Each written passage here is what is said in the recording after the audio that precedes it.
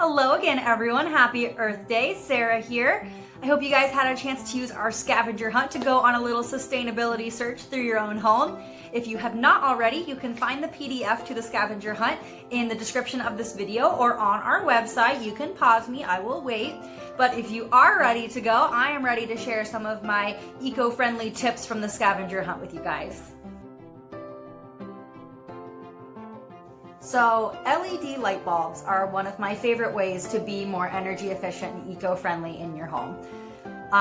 Light bulbs in the past, called incandescent light bulbs, were notoriously energy inefficient because they gave off a ton of heat as well as light.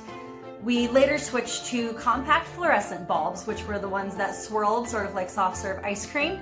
And those were a lot more energy efficient, but they contained mercury, which is no good if you drop it and break it inside your house. So the newest wave of light bulbs are LED.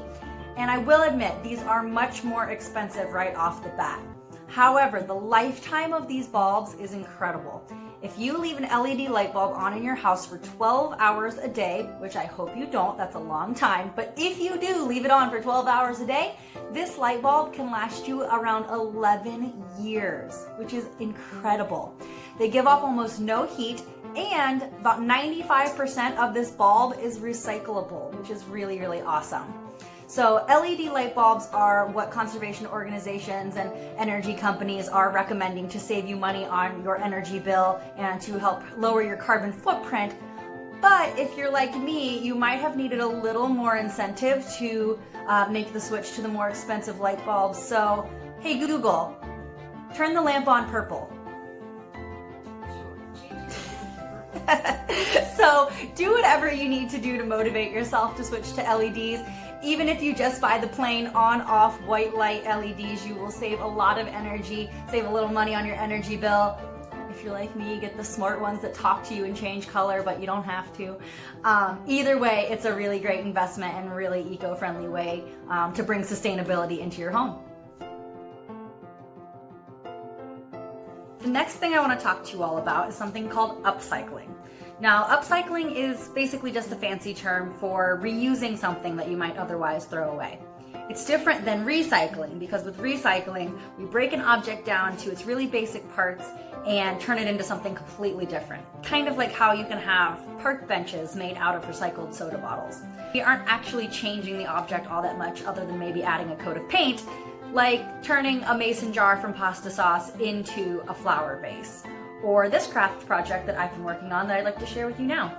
So I don't know if you all can tell, but this is made out of straws. I'm making sort of just some wall decor, but all of these are actually straws that I forgot to say no to in the drive-thru. I have a notoriously bad memory, so I get very excited about my drive-thru food and I forget to ask for no straw. So all of these are just glued to a piece of cardboard from a cereal box.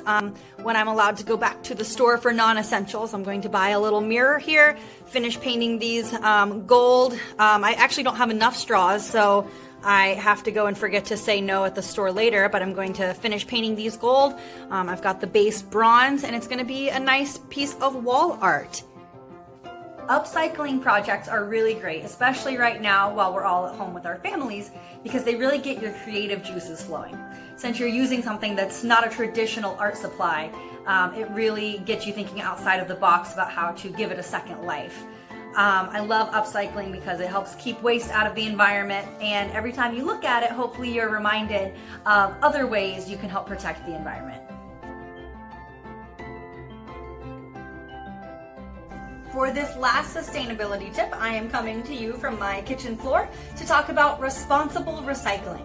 Now, we want to try to reduce our consumption in our trash and reuse what we can before we recycle, but we definitely want to make sure we have a spot for recycling to try and minimize what ends up in our trash and in our landfills, right? The problem is we have to make sure that we are recycling responsibly. Each state and even cities within each state can have different rules about what can be recycled.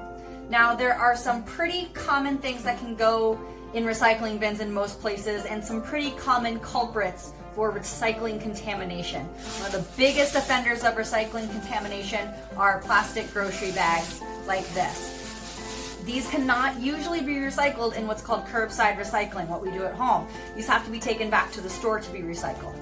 So I try to use reusable bags and avoid these as much as possible. But if I can't, and I do have one that I bring home, I like to try and give it a second life. So I will use it in my bathroom trash can as a little trash can liner, or I'll use it to pick up dog waste so that it gets reused before I throw it away. For the most part though, in almost every city, town, state, there are some things that can almost always be recycled. Hard plastics with twist-off lids, like jars like this, can almost always be recycled, and you can leave the lid on. That can be recycled too. Glass and aluminum are really great to be recycled because glass and aluminum do not lose quality as they move through the recycling process. Plastic and paper can actually degrade as they are recycled. They become lower quality and do eventually have to be thrown away. But glass and aluminum can be recycled millions of times before they have to be thrown away, if that. Sometimes they can just keep going. So definitely, if you're not going to reuse these, turn them into your recycling bin. And your recycling bin does not have to be a bin. Mine is a reusable bag. It's got handles so that when I take it out to the big bin, it's very easy. The last thing, and I think the most obvious thing that hopefully most of us recycle, is paper. So paper can be recycled, no problem. Cardboard, office paper, newspaper, anything like that. The only exception in some areas are papers with waxy coatings, like milk cartons or juice containers. So double check on those. But remember, we want to try to reuse as much as possible. This was the back of my upcycled project I shared with you earlier. So reuse as much as possible, reduce as much as possible, but if we can't do those things, try to recycle responsibly before throwing it in the trash can.